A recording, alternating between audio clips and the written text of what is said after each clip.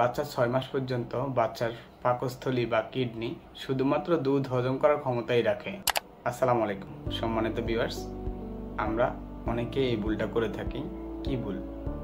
অতিরিক্ত গরম পড়তেছে বাইরে, বাচ্চাকে একটু পানি খেয়ে দিই, হয়তো বাচ্চার জন্য ভালো হবে। আসলে এটা বাচ্চার জন্য মোটেও ভালো নয়। কেননা বাচ্চার জন্য এটা একদমই করা ঠিক হবে না যে বাচ্চা একটু বাইরে গরম পড়ছে, বাচ্চাকে একটু পানি খেয়ে দিই। কেননা বাচ্চা ৬ মাস পর্যন্ত বাচ্চার পাকস্থলী বা কিডনি শুধুমাত্র দুধ হজম করার ক্ষমতাই রাখে। এর চেয়ে বাড়তি খাবারটা বাচ্চার জন্য খুবই ভয়াবহ এবং শারীরিক ক্ষতি হতে পারে। তাই বাচ্চার ৬ মাস পর্যন্ত বাচ্চাকে শুধু মায়ের বুকের দুধ ছাড়া কোনো ধরনের এক ফোঁটা পানিও দেওয়া প্রয়োজন হয় না।